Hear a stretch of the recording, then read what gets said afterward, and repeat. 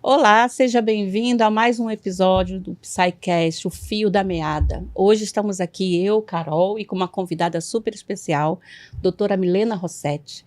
Quem é a doutora Milena Rossetti? Doutora, mestre em psicologia, pelo Instituto de Psicologia da USP, não é isso, doutora?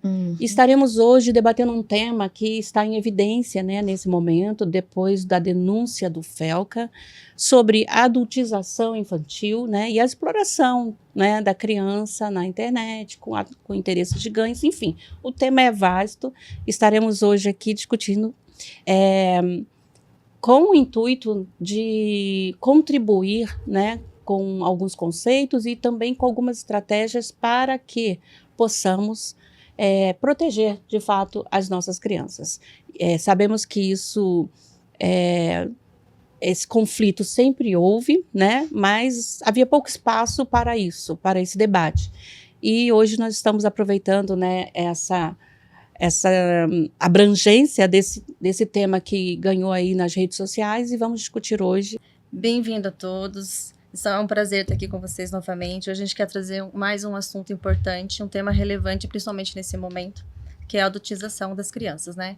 É um tema que já está na sociedade há muito tempo, né? Antigamente de outras formas, antes da internet. E hoje com a internet tem um alcance amplo, tem um alcance quase que incontrolável, né? Sobre isso. E a gente queria trazer, antes de mais nada, um pouco de conceito, né? O que seria a adultização? Né, é colocar a criança em papéis, em responsabilidades ou características nessa criança que deixe ela parecido com um adulto, ou que ela faça coisas que são de responsabilidade de um adulto. Né, esse fenômeno ele já acontece há muito tempo, mas a gente está vendo agora nas redes sociais que isso ficou mais aparente. É curioso, né, minhas colegas aqui psicólogas, porque já existia, mas a gente, de alguma forma, nós, como sociedade, normalizamos isso. Né? Porque cada um de nós tem um papel muito importante nisso, que daqui a pouco a gente vai trazer um pouco mais, mas de alguma forma, ao rolar a tela, passou.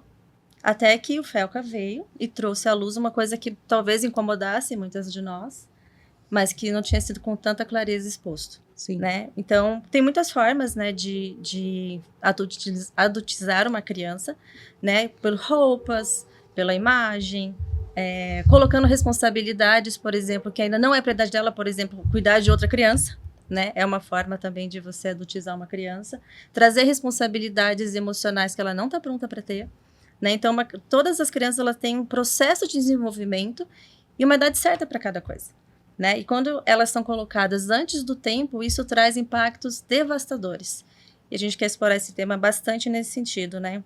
Então, para começar, eu gostaria muito de perguntar para a doutora Milena. Bem-vinda, estamos muito felizes com você aqui. Acho que você vai acrescentar demais.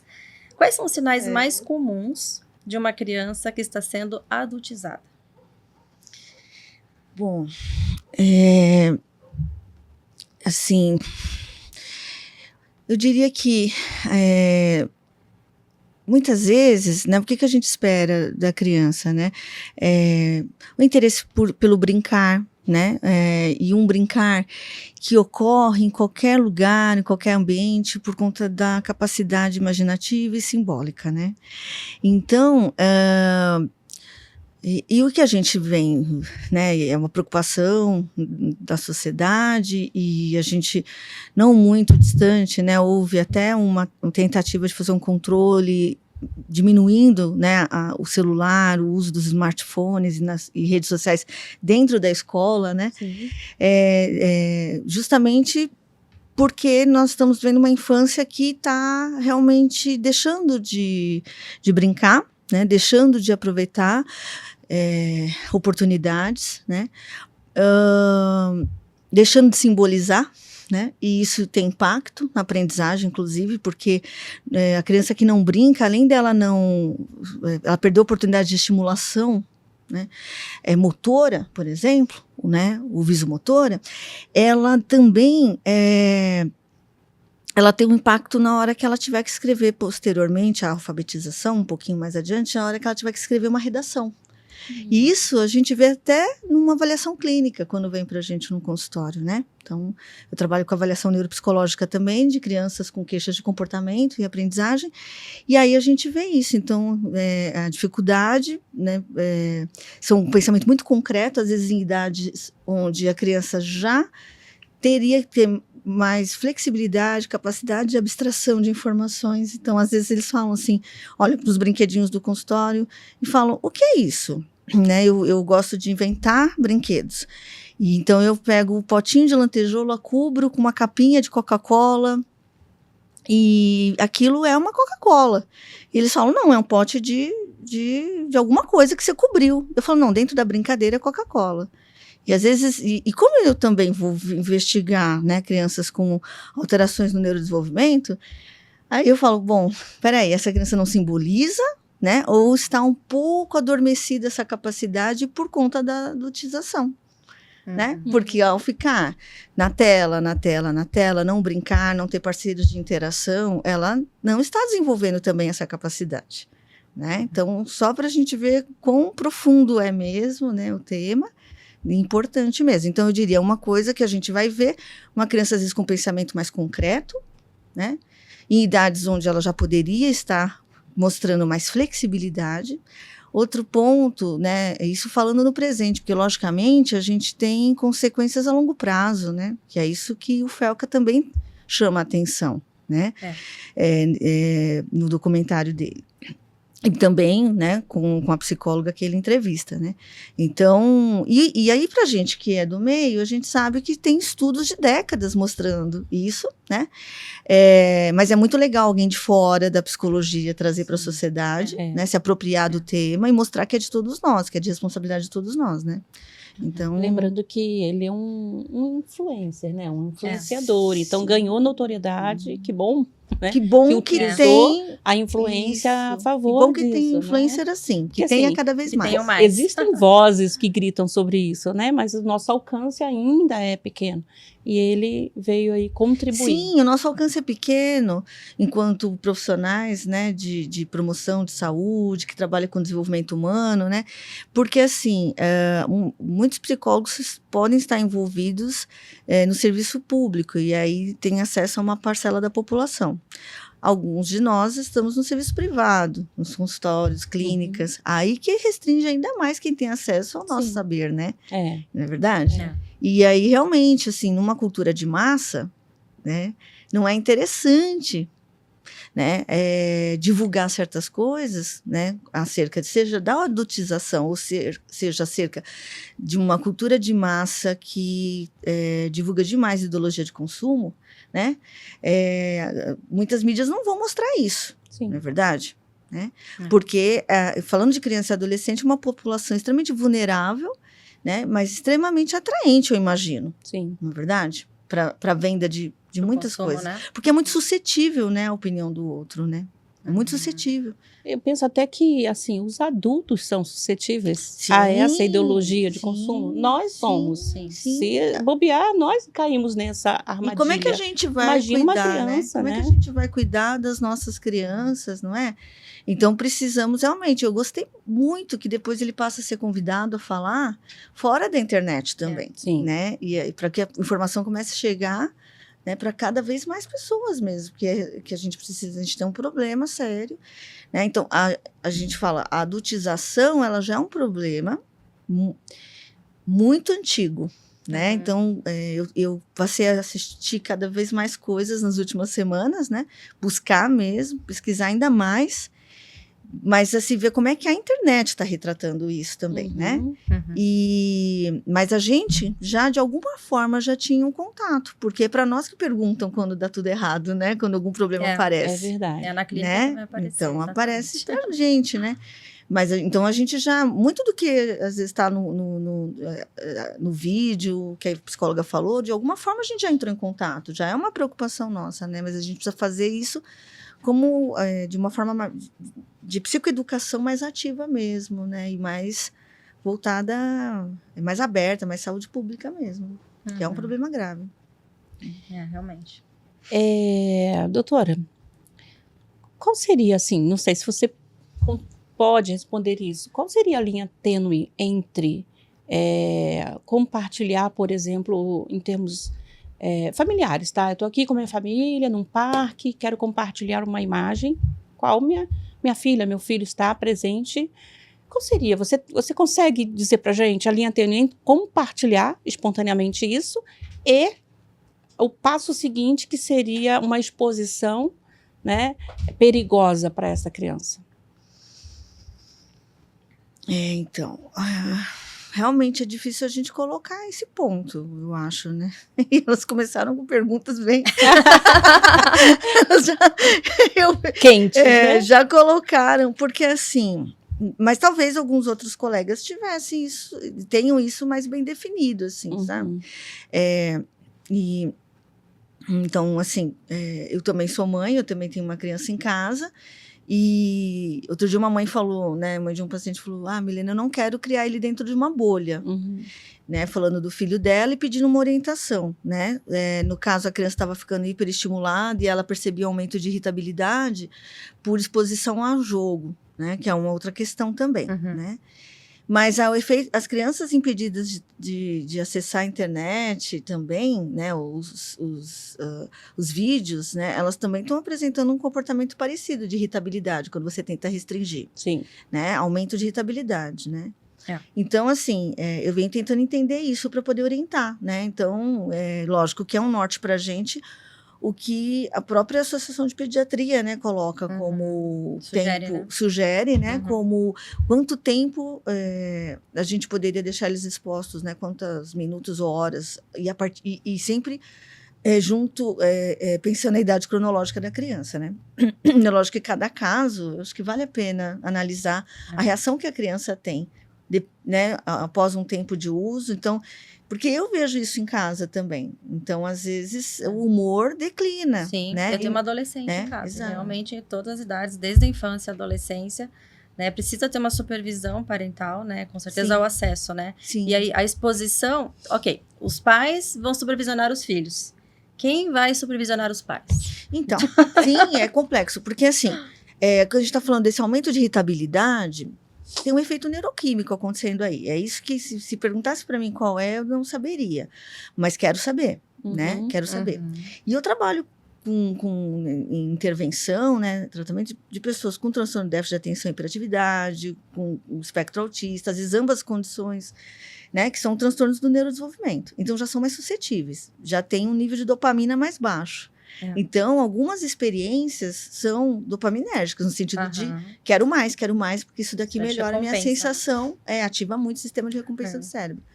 Então, é difícil, porque às vezes até o que a Associação de Pediatria recomenda, nem dá para ser nesses grupos de indivíduos neurodivergentes, né? Então, a gente tem um ponto. Mas, voltando um pouco à questão, né? Então, como que seria? Porque, pelo que eu entendi que vocês perguntam, é assim...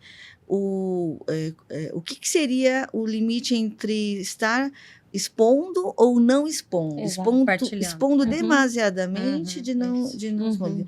E aí isso já abriu uma outra questão espinhosa, né? Que aí eu acabei indo um pouco por ali, que é também quanto tempo que eles podem ficar. Não é? Isso. Então, assim, eu acho difícil de responder porque... É muito cultural também, né? Então, encontrei um caminho aqui, né?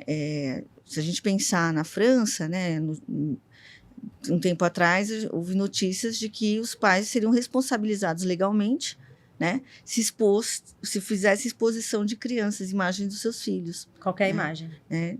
Então, e eles resolvem da raiz o problema. Austrália também. Né? Austrália também? Né? Então, é assim, por quê? Porque se eu não posso contar com um bom senso, se eu não posso contar com uma coisa conceitual, assim, dos pais, né? Onde seria essa linha tênue? E nem nós, profissionais, ainda sabemos também dizer, né? Porque cada criança é um sujeito de uma família, de um universo, né? Diferente. Então, acho que algumas crianças, elas podem ter algumas variáveis, algumas necessidades, inclusive afetivas, que estão bem atendidas e outras não sabemos se estão bem Sim. atendidas. Uhum. Até porque eu também agora, né, fiquei pensando num autor chamado Bowlby, né, e da cognitiva, será que eu estou bem? Esquemas, né? Então, e aí ele vai, eu gosto de uma coisa que é assim, as crianças desenvolvem, né, um estilo de apego, de vínculo, né, com seus principais cuidadores desde muito cedo, né, isso pode ser até a avó, enfim, não é só os pais, é quem ali está nos cuidados de Né? saciar, né, fome, cuidar do sono, a higiene, a alimentação, dor, tirar dor, então a criança se desenvolve. E eu lembro que eu conversava, né, com os alunos quando eu lecionava também numa universidade, né, que assim, sobre isso, porque o autor traz que às vezes nós somos como esponjas, né? Então, essa é a ideia que ele acaba de alguma forma trazendo, não usando esses termos, mas a gente adequa, né? E aí a gente, assim, entende que a capacidade do indivíduo de absorver, né, os cuidados que estão no ambiente, ela é diferente também, né? Então, eu posso ter um ambiente que ele está bem organizado, uma família estruturada, vamos pensar assim, tá? Com rotinas bem estruturadas, horários, né? Mas aquele indivíduo não absorve tão bem. Sim, com certeza. E eu queria acrescentar uma coisa, né? Que não só o contexto, isso com certeza, mas acho que cabe muito também aos pais perguntarem, né? O que eu estou expondo aqui? Eu estou deixando em risco de alguma forma? Eu estou até constrangendo a minha criança? Porque muitas vezes a gente vê vídeo da criança sendo envergonhada Então, e todo mundo tá rindo. Então, esse assunto... a gente está falando de bom senso, então. É difícil, e aí não tem como porque nós uma linha, né, de bom senso. Nós estamos num país multicultural, né? Nós temos uma diversidade muito grande. Isso é muito bom sobre vários aspectos, né? Mas gera muitos dilemas, né? Muitas questões para a gente, em termos éticos e morais. Que a internet não deveria ser um ambiente infantil. Sim. Então, alguns ambientes, realmente, a criança só deveria frequentar depois de um tempo de preparo mesmo, né? Então, ela ter repertório, né? Então, seja repertório emocional, habilidades sociais, habilidade de negociação, né? Autorregulação emocional, quer dizer, ela precisa de um tempo para aprender tudo isso. Por quê? E ele traz, muito bacana, né? Como é que a criança vai receber os haters, as falas, as críticas, né? Que é muito, muito interessante, porque assim, se você também, em termos de construção de autoestima na infância, né? Tem vários autores, não só da cognitiva, a gente tem isso até em psicanálise, né? Que é nossos referenciais, né? Assim, em psicologia, né? E aí a gente, lógico, para quem não sabe, a gente escolhe, né, os autores, as abordagens que são, né, assim, nos interessam, enfim, né, estudamos, aprofundamos e explicam melhor os fenômenos, né? Os eventos que ocorrem para a gente poder prestar serviço às pessoas. Mas até mesmo na psicanálise, a gente sabe que o olhar do outro, o olhar do adulto, o olhar do cuidador para aquele indivíduo constitui ele. Eu me vejo a partir do olhar do outro, né? É também um ambiente. Entendeu? Então, colocando, né, assim, essa questão, né, assim, o que ele coloca, né, e a gente também está aqui pensando, né? Então, a criança precisa de um tempo nessa construção de uma autorrepresentação positiva de si mesmo, né? E se ela já está exposta antes, porque quando a gente vai pondo as fotinhos lá, né, seja nos stories, né, seja, enfim, nossa rede de contatos, né, vai aprovando, né? E a gente fica na expectativa, né, especialmente se a gente está em busca ainda de autoafirmação. A gente vai fazer, penso eu, né? O adulto vai fazer isso, e esse é um grande problema, né? Que o Cristiano Nabuco também é um psicólogo bacana, que coloca isso, ele também tem falado ativamente sobre, nas publicações dele, nas redes, ele fala, olha, não acorda e vai ver o que está nas redes sociais, porque você está com substâncias em baixo nível quando você acorda. E aí você vai ver que pessoas que estão dizendo que tem coisas e vivem coisas que você não vive, que você não tem, né? Ou que não aprovaram suas fotos, não aprovaram suas ideias, né? Então já começa a desregular emocionalmente, né? Então não faça isso, não é saudável. E aí isso também se aplica para os mais jovens, né? Também, porque aí eu também eu não agradei, nossa, teve menos gente dando, né, like, o coração, né? Então a gente está colocando, né, o mais jovem que ainda está construindo essa ideia de autoafirmação e tem Sim. muitos desafios, inclusive nos jogos da escola, nos campeonatos, ou em outras coisas que, né, ele vai desenvolver habilidades, porque alguns não vão mesmo para o esporte, mas vão ter meios de se autoafirmar, às vezes, em debates na escola, em discussões, né, sobre diferentes temas, e ele percebe que, essa é a minha linha, né, eu sou mais reflexivo. Então, ele está ainda construindo, né, noção de autoeficácia, de autoafirmação, e aí já fica sendo testado ali por um... E uma criança, público, né, ela não tem recursos ainda nem neurológicos para isso, né? Sim. Se a gente for falar na formação do córtex pré-frontal, se a gente for falar na questão da amígdala, né? A amígdala é o sistema de emoções que na infância e na adolescência ainda estão hiperativados, né? E a parte do juízo crítico, a parte da medida ali, da linha do que eu devo e não devo, ainda não. Né? Então, um adulto já sofre sendo exposto, né, a julgamentos. Uma criança que não tem isso pronto vai sofrer muito mais e isso, de alguma forma, vai criar redes neurais que vai dar um adoecimento depois. Se não der no momento, a gente porque pode ela ter... está desenvolvendo ainda a tolerância, né? A Uhum. frustração. Exato, né? Então, Não que a gente não deva ter experiências, porque essa é uma questão que a gente tem com os pais, né? Vivemos uma época que os pais são muito superprotetores, né?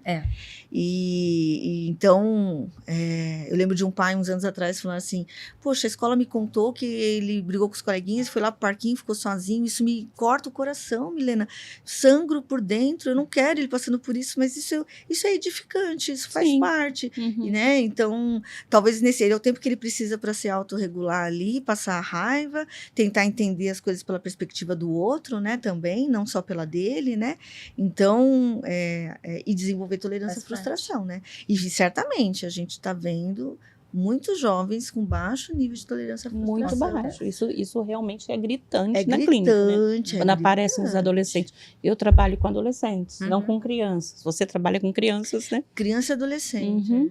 Então, é um número muito grande de adolescentes que, não, no meu caso, né, nos meus atendimentos, que não toleram a frustração. E você deve perceber, assim, né, que até a escolha profissional, um projeto de vida, tá tudo difícil para eles construírem. Uhum. Não é verdade? Porque uma vez que eu não aguento, eu não consigo nem diferenciar uma crítica construtiva da destrutiva, Uhum. né? Muitas vezes eu nem tento, eu nem me lanço para as experiências, né? Eu desqualifico qualquer curso, qualquer caminho. Sim. Essa semana eu assisti um vídeo, eu não vou lembrar exatamente de quem postou, mas era um vídeo de um rapaz comentando sobre a postagem de um empresário. E ele falou assim, olha, podem me julgar, mas definitivamente eu não contrato mais pessoas de 18 anos. Uhum. Ou entre 18 e 25 anos. Somente acima de 30, 40 anos. E ele estava falando exatamente dessa intolerância, pessoas muito preguiçosas, sem esse limite, senso de responsabilidade, sem limites, tudo, não toleram.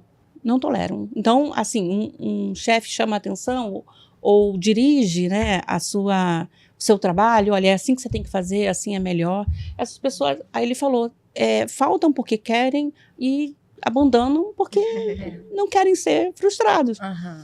Então, assim, que geração é essa aí, né? Qual será o futuro dessa geração? Assim, olha, a gente tá, né, muito na clínica, né?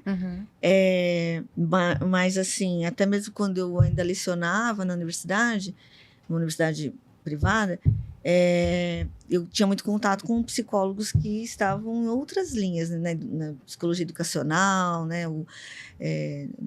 mais dos serviços públicos, né, assim, psicologia social, né, enfim, e a gente sempre, né, discutia, conversava a nossa responsabilidade mesmo de informar a população, né, de não participar de práticas que fossem colaborar com nenhuma prática, né, seja de uma empresa ou qualquer outro setor, que pudesse disseminar, né, discriminação, preconceito, essas coisas que é da categoria, né, assim, né, defendida há muitos anos pelo sistema conselhos, né, Conselho Federal, Conselho Regional, né, enfim, né, nas publicações. Então, a gente é uma categoria educada muito para isso, desde o início da nossa graduação, né, e isso segue, né. Então, Eu vejo assim que, voltando a essa questão se falar dos adolescentes e da baixa tolerância, né, à frustração, e a gente vê mesmo, né, os empregadores falando das gerações, né, X, Y, Z, a dificuldade que está, né, realmente para treinar, para mantê-los, não é verdade? É uma geração que chega colocando como deve ser o trabalho, se responsabilizando pouco mesmo, né? Então, não que a gente queira rotular, não que a gente queira, na verdade... Generalizar, né? Generalizar, mas a gente precisa realmente ver, porque são vidas que vão, né, não constroem projetos de vida e depois adoecem muito também, reclamam e vêm para a gente na clínica, né? Porque eu vi um discurso da gente trabalhar muito na prevenção, né? A psicologia trabalha na prevenção, antes que o sujeito caísse para a clínica, né? O problema é que, assim, a sociedade está com tantos e tantos e tantos problemas, né? Que não está dando conta, que está inevitável as pessoas virem adoecidas para a gente. E está crescente a cada ano. É verdade. A cada ano. Né? E aí com coisas que não foram construídas em outras etapas da vida, né? E é por isso que é tão importante, né? Respeitar o momento da criança, o momento do adolescente. Eu atendi criança no início, né, da minha formação, depois, agora só adultos e adolescentes. Mas a questão do adolescente também, né, que é o momento que você dá mais autonomia. Né? Eu lembro de um professor que ele falou assim, né, a criança, ela nasce totalmente dependente, pelada, chorando, querendo tudo, né? E o caminho que ela vai fazer é para autonomia. Só que cada fase tem uma questão. Né? Então, a fase que eles vão aprender a arrumar a caminha, a fase que vão juntar os brinquedos, aí depois, mais pra frente, a adolescência vai aprendendo limites maiores, né? Mas aí, eu queria até jogar aqui na mesma pergunta, que é a seguinte, né? Qual a diferença entre uma adultização, que vai prejudicar essa criança e esse adolescente, e um incentivo à autonomia saudável? Eu vou deixar para minhas colegas. Olha, deixou a gente agora na fogueira, né? Mas essa eu até tô mais confortável. Desculpa, eu te dei logo uma... Vocês começaram pontos que para mim ficou mais assim, confuso, assim, né? De dar um norte.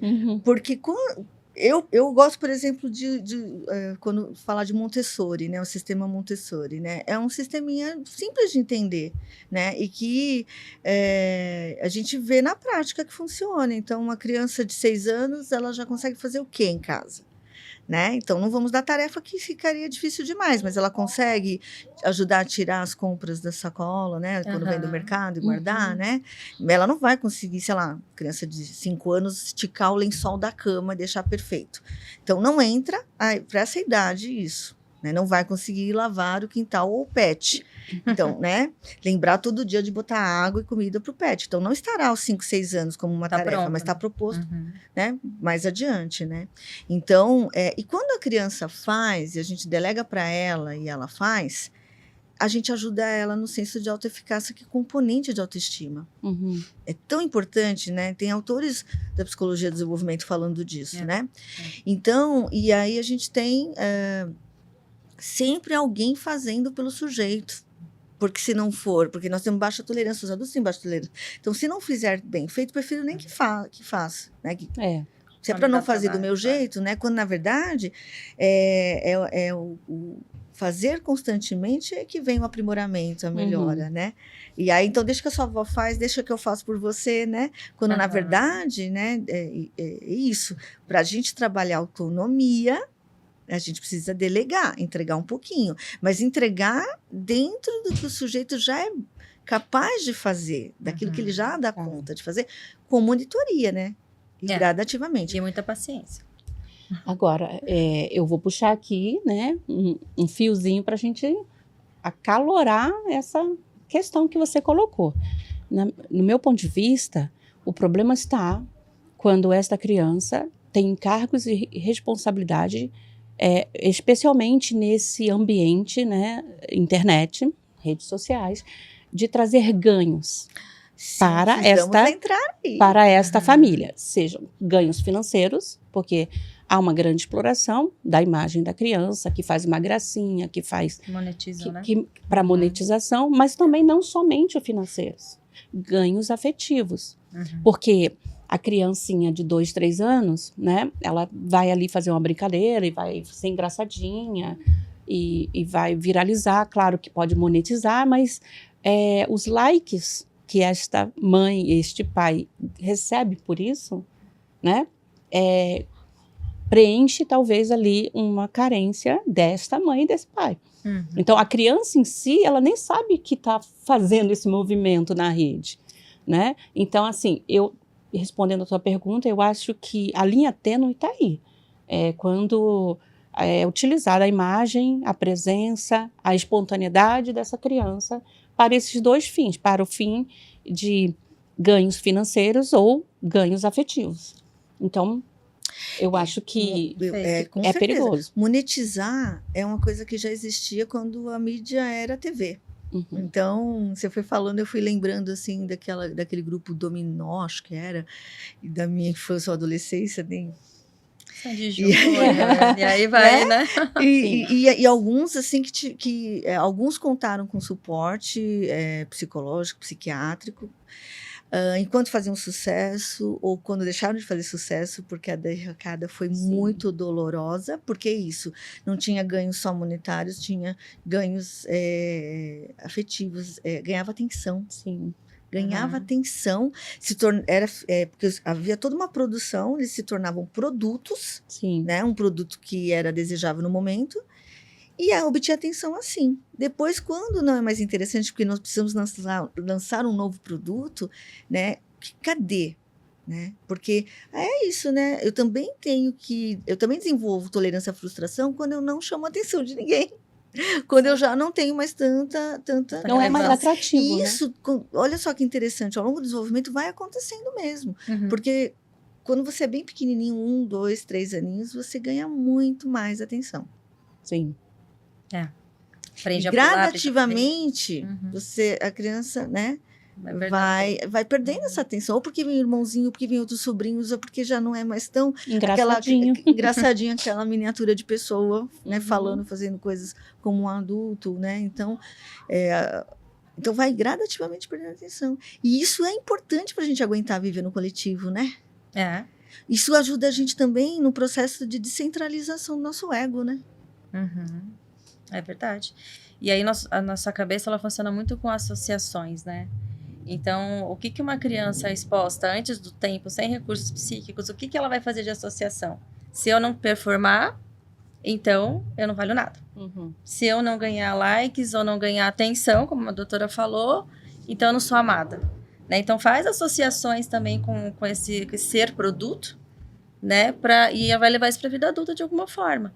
Só que, como a doutora colocou, a tendência, né, das pessoas que não se tornam famosas, geralmente, é ir perdendo esses likes na vida real. Né? Então, assim, eu até lembrei agora, psicólogos que trabalham, foram se preparando cada vez mais para dar esse suporte psicológico e orientação às famílias, né, de pessoas que estão na mídia, de alguma forma, né, essas crianças, justamente para ver o que seria um excesso, na exposição ou não, né? Mas a gente vive uma era que, assim, não é só os artistas mirins, né? Todo mundo vira um pouco artista mirim, todo mundo pode viralizar de repente. É verdade. Não é? Então, e não vai estar contando com assistência, né? Não vai estar contando com nenhuma assistência para ver esse limite, né? E que a gente aqui ainda não responde, né? Veja que como a gente, às vezes, também a gente se torna abstrato, né? Porque não é que a gente não queira assumir a responsabilidade de dizer qual é o limite. Pode tantos posts por mês. Ou não pode. A gente não tem normatização. A gente não tem.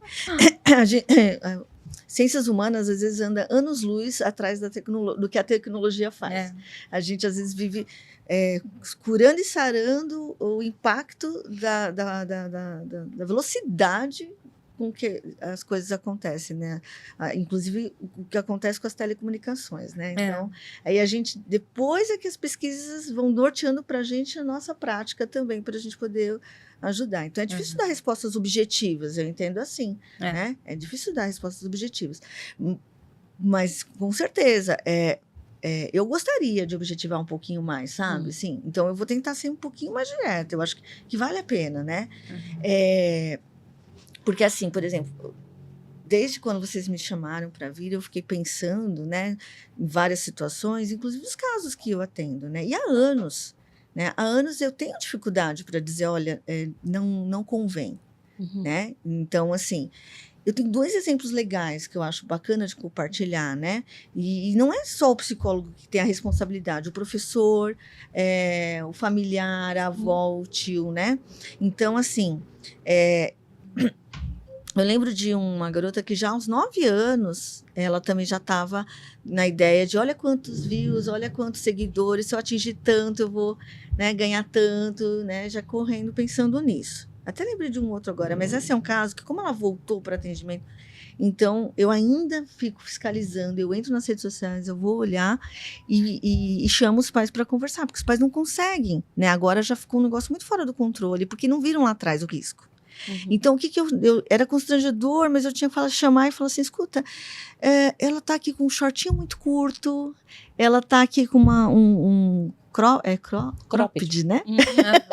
Então, e assim, olha, acho que não é legal, né? Porque eu acho que chama uma atenção negativa, né? Assim, para ela. E a ideia de que ela tem que ser bonita, ela tem que né, sensualizar com o corpo, né? E para chamar atenção. Então, ela só vai ser aceita se ela fizer isso, né? Então, eu lembro que ela ficou muito brava comigo, né, porque veio ali a restrição, mas eu falei, preciso, você precisa entender, né, eu tô aqui pra gente brincar, pra gente conversar, não sei, mas existem horas que não vai dar, eu preciso me posicionar, preciso orientar seus pais, né, de que não é legal, né. Muito bem, e aí, penso eu que já está resolvida essa questão, né, ela foi embora, voltou depois de um tempo com outras questõezinhas da pré-adolescência. Mas aí aí a mãe, porque ela fica falando com estranhos, né? Ela conversa. Eu já atendi meninas que caíram na conversa do manda um nude para mim aqui, né? E porque elas tem todo um monte de obras ficcionais aí, de séries, inclusive coreanas, né? Trazendo a ideia do apaixonamento, da sedução, enfim, do como você é bonita e única. Então, elas estão suscetíveis, né, a um discurso que daqui a pouco manda um nude aí, manda fotos íntimas nuas. Então, e é como a própria psicóloga no documentário do Felca fala, olha, antes a gente ficava preocupada se estivesse lá na rua, agora a gente tem que se preocupar ele sozinho dentro no de quarto, casa, com a internet. Exatamente. Porque ele pode estar falando, né? Inclusive a Polícia Federal hoje já também investiga e às vezes avisa a família que não está sabendo que a filha está sofrendo abuso sexual dentro do quarto dela, né? Numa rede aí, né? De pedófilos ou outros sujeitos e existe perturbados, muitas bolhas dentro da internet de diferentes assuntos que, inclusive, a gente vai aprendendo isso na clínica, né? Vai aparecendo coisas gravíssimas. Esses dias eu tomei conhecimento de uma bolha, a gente fala bolha, tudo que está escondido ali, né? Que está dentro do dentro, né? E era sobre meninas que se reuniam para falar sobre transtorno alimentar. Só que elas se incentivam a isso. Colocam receitas, colocam... Gente, isso, que coisa mais doentia e mais disseminadora da doença do que isso? Sim. A gente tem várias situações. Eu lembro de alunos que me chamaram para uma banca, né? De monografia, né? Trabalho de conclusão de curso em uma das unidades, né, da universidade, e o tema era aquele jogo Baleia Azul. Eles tinham pesquisado sobre isso, né, o grupo, assim, para se formar. E aí eles traziam essa questão, né, então, assim, a gente tem muita coisa, é um espaço onde os grupos se unem, né? Inclusive, né? Eu não sei se a Carol acompanhou, mas a gente mesmo naquela universidade, a gente tinha lá discussões sobre um mundo que não é tão normatizador, né? No sentido até de colocar só o que é certo, o que é errado, com a ideia de uma perspectiva mais construtivista, né? E o Brasil gosta e também, né, entende que algumas coisas devem ser vistas com outros olhares, não tem só o certo e errado, né, multicultural, né. Só que eu lembro que quando eu lecionava isso, né, e os alunos perguntavam, né, eu dizia, mas tudo pode ter um limite, porque aí você pega ideias até filosóficas de autores, no sentido de dizer, peraí, mas alguma coisa já vira anormal, e eu acredito nesse conceito, né, se não me engano, vem do Foucault mesmo, que assim, existe sim aquilo que não pode, aquilo que é patológico, aquilo que é, né, de transtorno mental, que é distúrbio, que é anormal, porque faz sofrer, né? O sujeito sofre ou faz sofrer. Aí é um limite. né? Sim. Aí é disfuncional. entendeu? Então, que nem eu tenho uma jovem que eu atendo, né, que quantas vezes ela apareceu com o Bob aqui para atendimento, eu falei, você foi para a escola assim? Né? Mas veja, aí a gente colocava na balança se a gente ia discutir isso ou não, se isso tornava ela alvo de bullying ou não, né? Mas se a gente precisa corrigir esse comportamento ou não, porque ela não sofria e não fazia sofrer. Olha que parâmetro legal pra gente, não é verdade? Né? Agora, se pegar o fenômeno do bullying mesmo, né? Eu sofro, eu faço alguém sofrer, então tá na hora de parar. Então não tá legal, vamos analisar, né?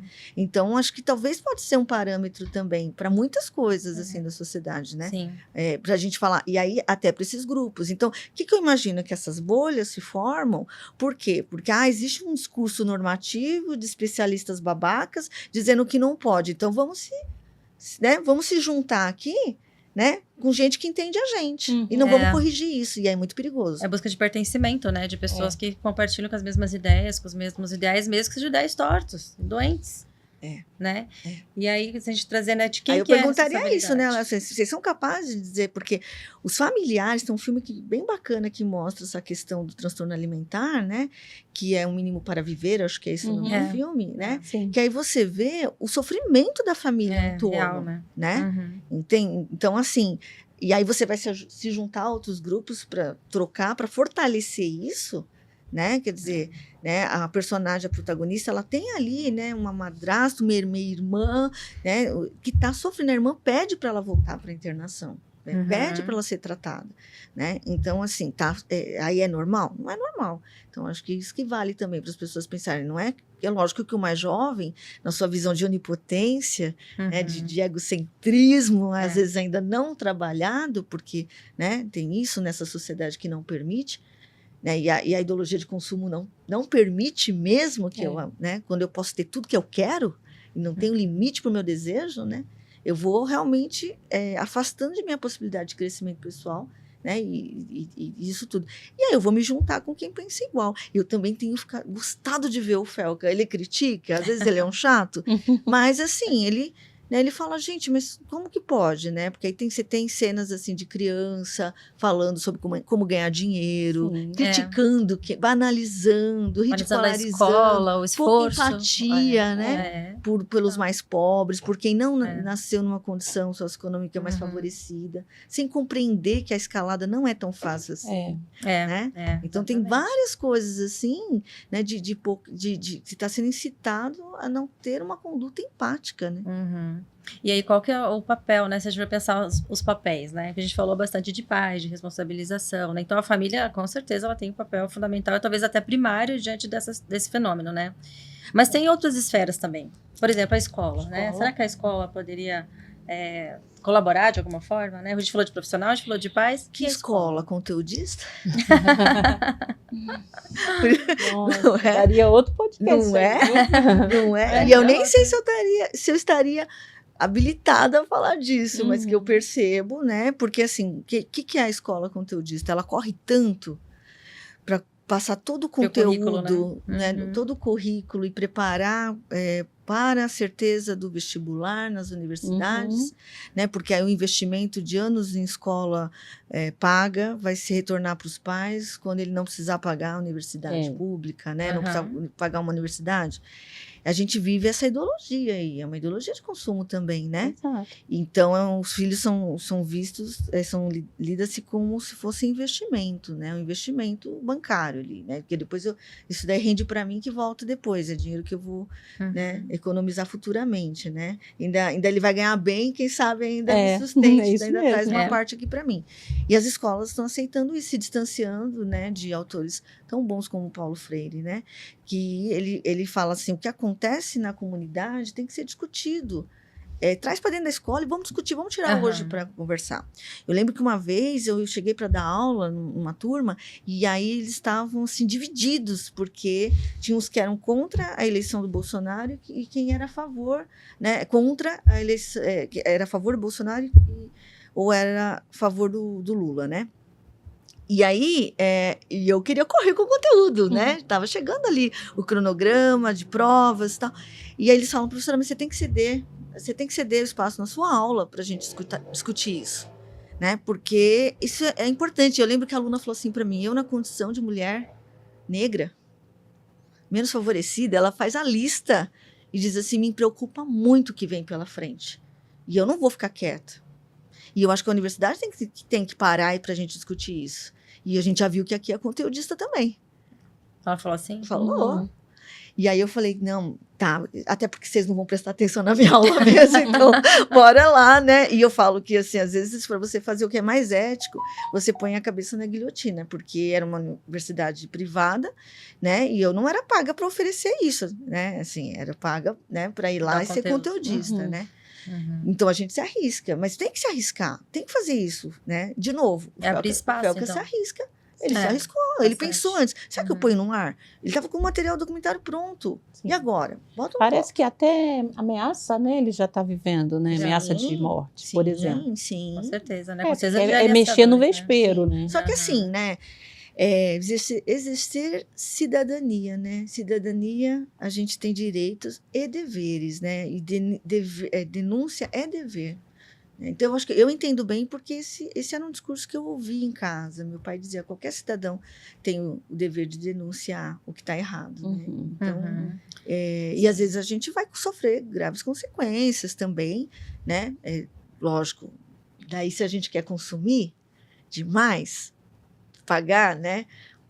Viver um padrão às vezes muito além, a gente vai silenciar, não vai correr risco, vamos ficar no nosso zona de conforto, né? Com certeza, né? A gente está chegando ao final, né? Mas a gente queria trazer algumas considerações, né? Sobre o que a gente conversou aqui. Você, Ruth, quer colocar alguma coisa primeiro? Não, eu quero... primeiramente, agradecer e me desculpar. Eu quero agradecer também, gente. Me desculpar com você de ter sido a queima-roupa, né? Mas eu fiquei muito contente. Que bom, que bom. Mas, assim, ressaltando aqui a frase que eu utilizei naquele vídeo, eu te marquei no vídeo antes do podcast, né? Que a criança, né? Ela pavimenta o que ela é na infância pavimenta a nossa história, a nossa vida inteira. É como a frase a criança é um chão que vamos pisar para sempre. Né? Então, é um alerta que eu gostaria de deixar aqui, né, para pais, você como mãe, eu e você como mães, né, de que aquilo que está impactando essa criança hoje é o que vai impactar ela na vida adulta. Então, é um chão que ela vai pisar para sempre. Então, se a gente não preserva, não cuida, não protege de fato, né, esta criança, porque, como a gente estava falando, papel de quem? Papel de todos, ok? Eu gostei da sua frase, né, a frase que você usou. Né? Denunciar é um dever de todos nós, né? Mas nós, enquanto pais, o alerta máximo tem que ser nosso, né? De cuidar e preservar a identidade dessa criança, a personalidade, né? A construção da personalidade desta criança. Porque assim, no fim, a gente acabou nem conseguindo entrar em tantos outros exemplos, né, que as pessoas podiam até se identificar, né? Mas a gente tem crianças de 4 anos acreditando que precisa usar maquiagem, sim, né, que não vai ser amado porque, né, e assim, às vezes eu escuto pais aflitos, né, falando, mas como? Querendo parecer, porque na ideia que se faz é que o mundo do adulto é melhor, e que serei mais, né, mais feliz ou mais amado se eu me comportar como tal, né, e aí a gente vai lá e reforça essa ideia errada. Não é verdade? E aí vai ser criança quando? Que foi uma coisa que ficou na minha cabeça essa semana. Boa. Né? Quando vai ser criança? Quando vai ser criança, então? Porque cada hora tem seu, né? Na vida, né? Então vai vir, e aí quando chega lá na adolescência, o medo de entrar na vida adulta. Né? Que a gente está vendo isso, né? Vai adiando decisões. Não, então, os jovens com 40, 45 anos que não querem sair da casa dos pais, não é verdade? Não querem ter a própria casa, tentam colocar suas regras acima das regras. Hoje eu soube de um caso, uma paciente relatou de um parente dela, né? De um jovem de 30 anos. Um jovenzinho de 30 anos. Estava flertando com uma menina de outro estado e tudo mais, e a menina não estava correspondendo, né? E ela acabou assumindo o namoro. e ele surtou, né? Então, assim, 30, 40 anos, imaturos, porque quando estão sendo crianças quando, né? É a pergunta que ecoa. Né? Criança, adolescente. E sempre, quando, né? vai, Você vai para uma vai outra ser sempre fase, criança. é aquela fase que não foi vivida e que não, aprendizados que não foram tidos, né? Até sobre a decepção amorosa, né? Assim, então, realmente, né? Cada período tem seu conjunto de experiências, né? Serem vividas ali, né? Exatamente. A infância, ela não pode ser apressada, né? Ela tem que ser vivida. Tem que ser vivida. Né? Cada experiência traz uma riqueza cognitiva, emocional, social. E se isso for retirado das crianças, lá na frente vai ser cobrado de alguma forma, vai impactar de alguma dessas instâncias, né? Então, até trazer para o espectador, né, qual que é o seu papel, né? Que tipo de coisas você está dando like, o que você está compartilhando, o que você está consumindo e o que é que você está vendendo, né? Tudo isso, cada um de nós aqui tem um papel como na sociedade, extremamente importante. Eu confesso que quando eu vi o vídeo do Felca, me deu um incômodo, não só pelo que eu vi, mas mas podia ter sido eu, por que eu não denunciei?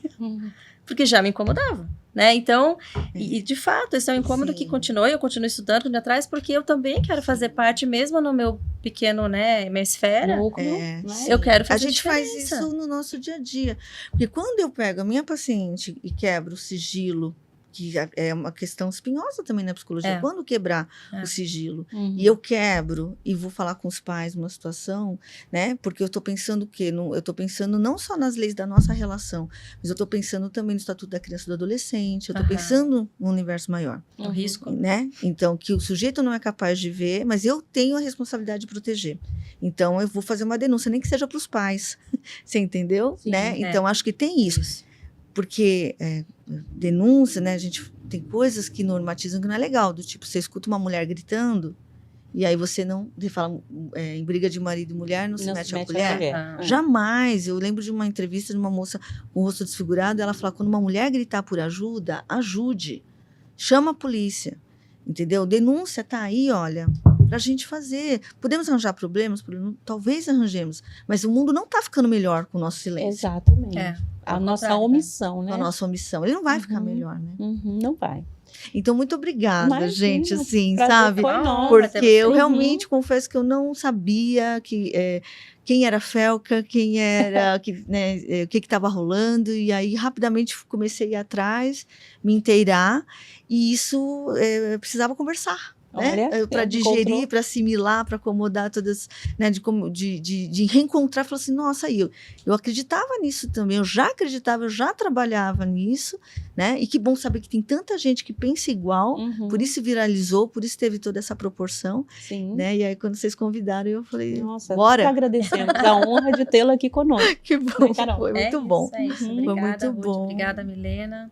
A gente sempre brinca, né, que a gente poderia fazer várias horas de discussão, mas a gente não pode. Então, muito obrigada por esse tempo. Mas queremos, assim, convidar você que está assistindo a compartilhar, né, seguir a nossa página, seguir o perfil da doutora, que vai estar lá, né, no nosso perfil da Carol pessoal, o meu, porque é o que eu falei naquele vídeo, né, a gente procura embasar a nossa discussão para ter fundamento, né? Então, assim, o conteúdo é bom. Pode nos seguir, né? E se precisar de ajuda, de suporte, também todas nós fazemos atendimento e estamos ativamente estudando a vida inteira para que eu possa ajudá-los, né? Porque deu para ver que é complexo, né? É complexo. É isso.